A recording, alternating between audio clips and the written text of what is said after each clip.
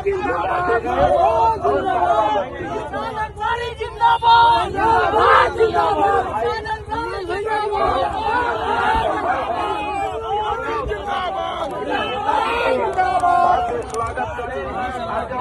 नाथ साहदेव जी के बारे में पहले से सुनता रहा हूं। पिछले चुनाव में आपने लगभग इनको किनारे पे पहुंचा दिया था, लेकिन मंजिल पे पहुंचने से पहले थोड़ी सी कसर बाकी रह गई थी। लेकिन इन्होंने अपना जज्बा नहीं खोया, हौसला नहीं तोड़ा।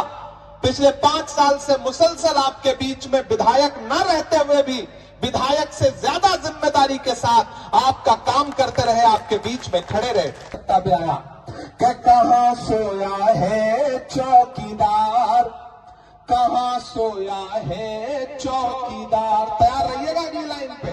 कहां सोया है चौकीदार, कहां सोया है चौकीदार। विजय माल्या नाक के नीचे से हो गया फरार। मेरी आंखों के सामने बड़ी तादाद में मौजूद हाजी चौक और उसके इतराफ के तमाम बड़े बुजुर्ग माएं बहनें, पहली बार आपके दयारे मोहब्बत में हाजिर हुआ हूं। आपके अपने लोकप्रिय प्रत्याशी अजय नाथ साहदेव जी, कमरुल हक साहब, अनवर अंसारी साहब, हमारे माइनॉरिटी डिपार्टमेंट के स्टेट चेयरमैन मंजूर अंसारी साहब, कुशल उरांव जी, बिलाल अंसारी साहब, जहीर मंसूरी साहब, शमीम मंसूरी साहब, पृथ्वी लाल नाथ साहदेव जी,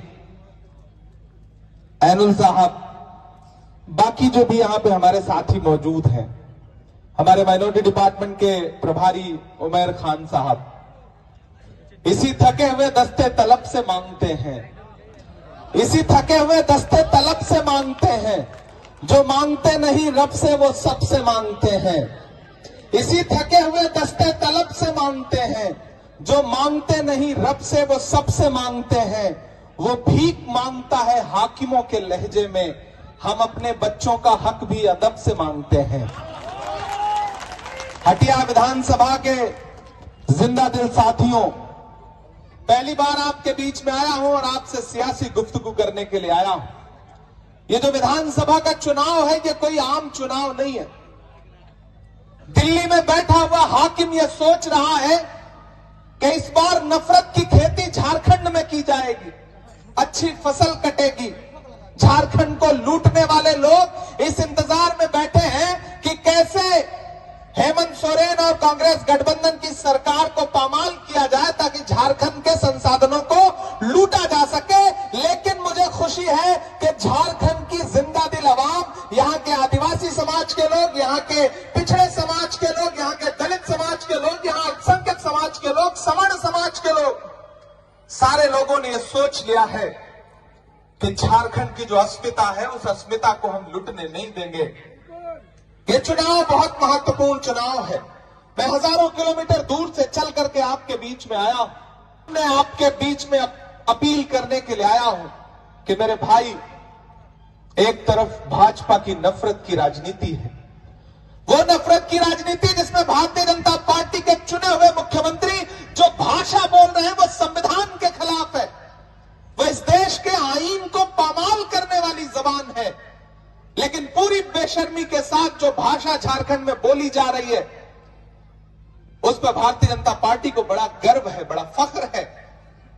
लेकिन ये हटिया विधानसभा है, यहां हिंदू हो, मुसलमान हो, सिख हो, ईसाई हो, आदिवासी हो, दलित हो, सब एक दूसरे से जुड़ के रहते हैं।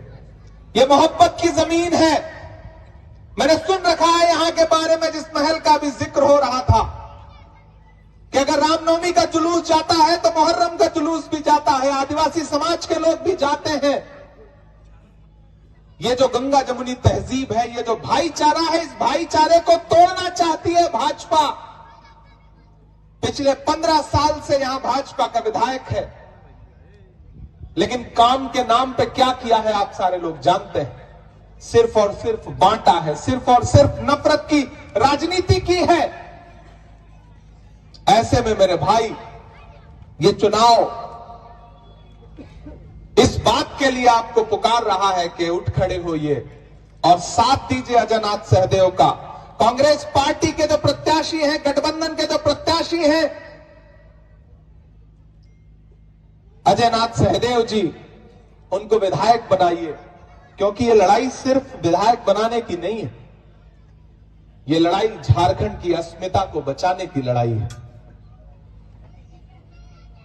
भारतीय जनता पार्टी के लोग आएंगे, बड़ी बड़ी बातें करेंगे। प्रधानमंत्री जी ने यहां आके बड़ी बड़ी बातें की, लेकिन याद करिए वो दिन कि जब आपके लोकप्रिय मुख्यमंत्री को, आदिवासी समाज के लोकप्रिय मुख्यमंत्री को बिना किसी कारण के, बिना किसी कसूर के महीनों जेल में रखा भाजपा की सरकार ने। आज भाजपा झारखंड में आकर के किस मुंह से आदिवासी समाज की बात कर रही है? ये झूठे लोग हैं, ये धोखेबाज लोग हैं। याद करो इनके तमाम नारे, इन्होंने नारा लगाया था बेटी बचाओ बेटी पढ़ाओ। 2014 में प्रधानमंत्री ने नारा लगाया बेटी बचाओ बेटी पढ़ाओ, इन्होंने नारा लगाया बहुत हुई महंगाई की मार अब की बार मोदी सरकार, इन्होंने नारा लगाया सबका साथ सबका विकास, इन्होंने नारा लगाया कि खजाने की चाबी चौकीदार को सौंप दो, हम देश नहीं लूटने देंगे। लेकिन हर नारे की सच्चाई आखिर में क्या निकली? पहला नारा था बहुत हुई महंगाई की बार अब की बार मोदी सरकार, लेकिन हालत क्या हुई? जो पेट्रोल डीजल 58 रुपए लीटर बिकता था वो 100 रुपए के पास पहुंच गया। ये है इनके नारे की सच्चाई। जो गैस सिलेंडर 350 रुपए 400 रुपए का बिकता था वो 1000 रुपए के पार पहुंच गया। ये है इनके नारे की सच्चाई। क्या नहीं महंगा हो गया? मैंने तो देश की पार्लियामेंट में खड़े होकर के नरेंद्र मोदी जी से आंख मिला के कहा था कि भाजपा की सरकारें वो सरकारें हैं जो अपनी पसंद की फिल्मों पर टैक्स फ्री करती हैं और कफन पर जीएसटी लगाती हैं, टैक्स लेती हैं। शर्म आनी चाहिए इनको। ये भाजपा की सरकारें वो सरकारें हैं, इसीलिए इनके झांसे में मत आइएगा। ये धोखेबाज लोग हैं कि नारा कुछ और लगाएंगे, करेंगे कुछ और। इन्होंने नारा लगाया था बेटी बचाओ बेटी पढ़ाओ, याद है प्रधानमंत्री का ये नारा? और फिर इस नारे की सच्चाई क्या निकली कि हाथरस में एक दलित बिटिया के साथ जब बलात्कार हुआ तो उसकी लाश को रात के 2 बजे बिना परिवार की मर्जी के भाजपा की सरकार, वो फकीर जो 10 लाख रुपए का सूट पहनता है, मोवाडो का चश्मा पहनता है, मोंट ब्लैंक की पेन रखता है, दिन में 4 कपड़े बदलता है और 8,500 करोड़ के जहाज पे दुनिया घूमता है। खुद तो 8,500 करोड़ के जहाज में घूमते हैं, लेकिन एक आदिवासी समाज का बेटा, एक आदिवासी समाज का मुख्यमंत्री हेमंत सोरेन जब किसी जहाज में बैठ जाता है, चार्टर्ड विमान में बैठ जाता है, जो मुख्यमंत्री होने की वजह से राज्य सरकार उसे मुहैया कराती है, तो वो उनकी आंखों में खटकता है। वो आदिवासी को आदिवासी नहीं कहते, वनवासी कहते हैं। भाजपा के लोग आदिवासी समाज के लोगों को आदिवासी नहीं कहते, वनवासी कहते हैं। आप इस खेल को समझिएगा। वनवासी का मतलब क्या है? जंगल में रहने वाले लोग। वो आदिवासियों को आदिवासी नहीं मानते। आदिवासी वो हैं जो इस मिट्टी के असली मालिक हैं। लेकिन भाजपा क्या करती है? इस खेल में उलझाती है। इसलिए मैं आपसे अपील करूंगा, इस बार किसी झांसे में नहीं फंसना है। ये भाजपा के लोग आएंगे, आपसे कहेंगे कि कांग्रेस वालों ने 70 साल में क्या किया, क्या बनाया। एक दिन प्रधानमंत्री जी पार्लियामेंट में खड़े होकर बोल रहे थे, बताओ कांग्रेस वालों 70 साल में क्या बनाया। मुझे लगा मैं खड़ा हो जाऊं और गिनाना शुरू करूं, तब तक खरगे जी बैठे थे। उन्होंने कहा इमरान मत बताओ, जो बताओगे ये उसको भी बेच देंगे, इनका काम सिर्फ बेचने का है, मत बताओ। यहां आएंगे प्रधानमंत्री जी, यहां आएंगे उनके मुख्यमंत्री, पूछेंगे कि 70 साल का हिसाब दो। अरे मैं तो कहना चाहता हूं कि जो भाजपा अपना चलाया हुआ 2000 का नोट 7 साल नहीं चला सकी, वो हमसे 70 साल का हिसाब मांगती है। इनके झांसे में मत आइए, इनके धोखे में मत आइए। ये झूठे लोग हैं और यहां अलग अलग समाज के लोग बैठ रहे हैं। ये मोहब्बत की जमीन है, इसमें कौन हिंदू है, कौन मुसलमान है, कौन सिख है, कौन ईसाई है, किसी में कोई फर्क नहीं। जो जैसे आया वो वैसे बैठ गया। ये तो कपड़ों से पहचानने की बातें करते हैं। नफरत को पनपने नहीं देना है झारखंड में।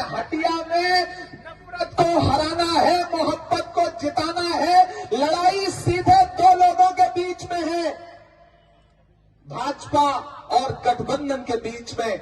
इसलिए मैं यहां के उन साथियों से भी गुजारिश कर रहा हूं कि जो पिछली बार किसी मलाल की वजह से भितरघात कर गए थे, मैं उनसे भी अपील कर रहा हूं। मुझे पूरी खबर है, मैं दिल्ली में रहता हूं, इसका यह मतलब नहीं कि मैं आगाह नहीं रहता। ये जो 7-8 हजार 10,000 का फर्क रह गया था, अगर आप लोगों ने चाहा होता तो वो फर्क मिट ही सकता था। तुमने चाहा नहीं, वरना हालात बदल सकते थे। ये मेरी आंख के आंसू उनकी आंखों से निकल सकते थे। तुम तो ठहरे ही रहे झील के पानी की तरह, दरिया बनते तो बहुत दूर निकल सकते थे। मैं आपसे साथियों गुजारिश करूंगा कि इस बार किसी झांसे में नहीं आना है। इस बार आपको एकजुट होकर के कांग्रेस और झारखंड मुक्ति मोर्चा के जो गठबंधन के प्रत्याशी हैं, आरजेडी गठबंधन के प्रत्याशी हैं, अजय नाथ सहदेव जी, जो आपके अपने हैं, आपके बीच के हैं, आपके घर के हैं, पढ़े लिखे व्यक्ति हैं। एक को आपने 3 बार मौका दिया है और एक आपसे 1 बार मौका मांग रहा है। तो मेरी आपसे गुजारिश है कि अपना एक एक वोट लेकर के घरों से निकलिए। 1 नंबर पर है ना इस बार, मतलब पहले से ही 1 नंबर पे है, तो फिर रहना भी 1 ही नंबर पे है। तो इस बार जो पिछली कोर कसर रह गई थी ना, उस कसर को भी पूरा करिए, घरों से बाहर निकलिए और आज से इस चुनाव को अजय नाथ सहदेव बन के लड़िए, हेमंत सोरेन बन के लड़िए, इमरान प्रतापगढ़ी बन के लड़िए, राहुल गांधी बन के लड़िए, क्योंकि ये लड़ाई नफरत के खिलाफ है और नफरत के खिलाफ लड़ाई समाज के हर व्यक्ति को लड़नी पड़ेगी। तब आप इस लड़ाई को जीत सकते हैं। उनके पास संसाधन बहुत है, पैसा बहुत है, हेलीकॉप्टर ढेर सारे उड़ रहे हैं, लेकिन हमारे आपके पास हौसला है, जज्बा है, खुददारी है, स्वाभिमान है। और मैं तो पूरे झारखंड वासियों से कहना चाहता हूं कि आपके लोकप्रिय, आपके माइक जिस तरह से पार्लियामेंट में बंद किया जाता है, उसी तरह से यहां भी माइक वाला बार बार माइक बंद कर दे रहा है। भाई माइक बंद करो, भाजपा से मिले हुए हो क्या, बार बार माइक बंद कर दे रहे हो। लेकिन आप माइक से हमारी आवाज को नहीं रोक सकते। कहा गया है, सुना गया है, कोई न बोले, ज़बान दराजों को मशवरा है, कोई न बोले। अजीब लुकनत पसंद हाकिम से वास्ता है, जो चाहता है, जो सोचता है, कोई न बोले। लेकिन हम बोलेंगे, हम आवाज़ें बुलंद बोलेंगे। मैं इसलिए जिंदा हूं कि मैं बोल रहा हूं, दुनिया किसी गूंगे की कहानी नहीं लिखती। मेरे भाई, इस बड़ी लड़ाई में मैं आपके बीच में अपना दामन फैला करके कांग्रेस प्रत्याशी के लिए, गठबंधन प्रत्याशी के लिए अपील करने आया हूं कि इस लड़ाई में आपको साथ देना है। मैं एक नज्म आपको सुनाता हूं, वो नज्म नहीं सुनाऊंगा तो आपको लगेगा कि मैं इतनी दूर आया था और ऐसे खामोशी से चला गया। याद करिए वो नारा प्रधानमंत्री जी का 2014 में कि भाई देश के खजाने की चाबी हमें सौंप दो, हम देश नहीं लुटने देंगे। याद है वो नारा? मैं चौकीदारी करूंगा। अब तो मैं उसी चौकीदार से पूछना चाहता हूं कि कहां सोया है चौकीदार। आप लोग थक गए हैं क्या? तो मुझे लगना चाहिए कि मैं जिंदा दिल लोगों के बीच में खड़ा हूं। मुझे ऐसा ना लगे कि मैं सोए हुए लोगों के बीच में खड़ा हूं। हौसले के साथ देखिए, चुनाव जो है ना, वो जज्बे से लड़ा जाता है, हौसले से लड़ा जाता है। जंग में कागजी अफराद से क्या होता है, हौसला लड़ता है तादाद से क्या होता है। तो आपको उस हौसले के साथ इस इलेक्शन में आगे बढ़ना है। मैं तो पूछ रहा हूं उस चौकीदार से जो झूठ बोल करके चौकीदारी का वादा करके देश की